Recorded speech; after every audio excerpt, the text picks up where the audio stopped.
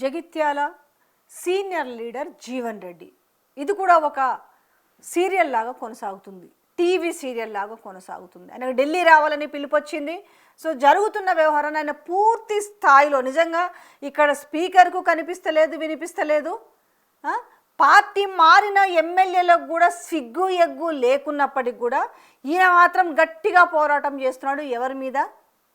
BRS నుంచి party మారిన doctor Sanjay.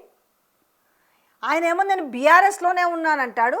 అదే ఒక సామెత ఉంటాడు చూడు, పెళ్ళి ఒకరితోటి సంసారం ఒకరితోటి అన్నట్టుగా సంజయ్ వ్యవహారం ఉంది.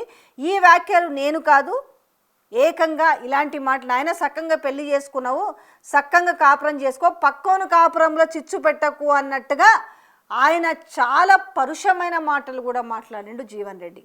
అయినప్పటికీ సంజయ్కి మాత్రం చీమ కుట్టినట్టుగా లేదు, దున్నపోతు మీద వాన కురిసినట్టుగా ఎవడెక్కడ పోతే నాకేంటి అని చెప్పేసి సో మొత్తానికి ఆయన కాంగ్రెస్ పార్టీలో పెత్తనం చెలాయిస్తున్న నేపథ్యం అనేది జీవన్ రెడ్డికి వంట పడతలేదు.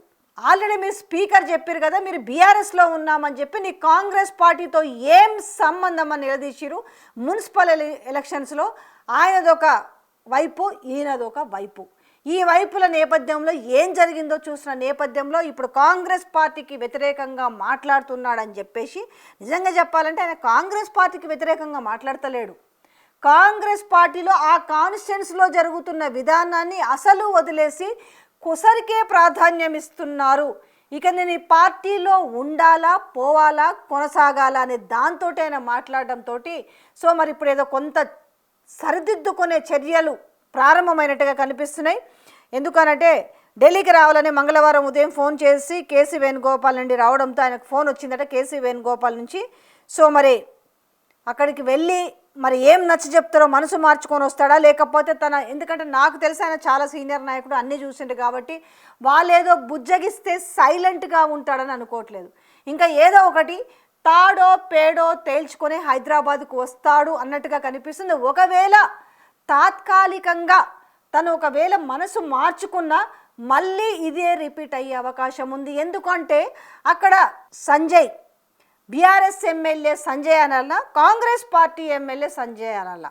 ఎందుకంటే ఆయన బీఆర్ఎస్ పార్టీ ఎమ్మెల్యే అనాలి. కారణం స్పీకర్ చెప్పింది కాబట్టి స్పీకర్ మాటలను గౌరవిస్తున్నాం. వాళ్ళు గౌరవించకుండా మనమైతే స్పీకర్ని గౌరవిస్తాం కదా ప్రజలము. సో ఈ నేపథ్యంలో ఇప్పుడు గట్టి ఫైట్ జరుగుతుంది. సో మరి ఏం చేస్తారు? జీవన్ రెడ్డిని ఎట్లా బుజ్జగిస్తారు? జీవన్ రెడ్డికి ఏమైనా తగు ప్రాధాన్యత ఏమన్నా కనిపిస్తారా? చూడాలి మరి ఏం జరగబోతుందో. ఈ అలక వీడుతుందా లేదా మరింత ఉధృతం అవుతుందా అనేది.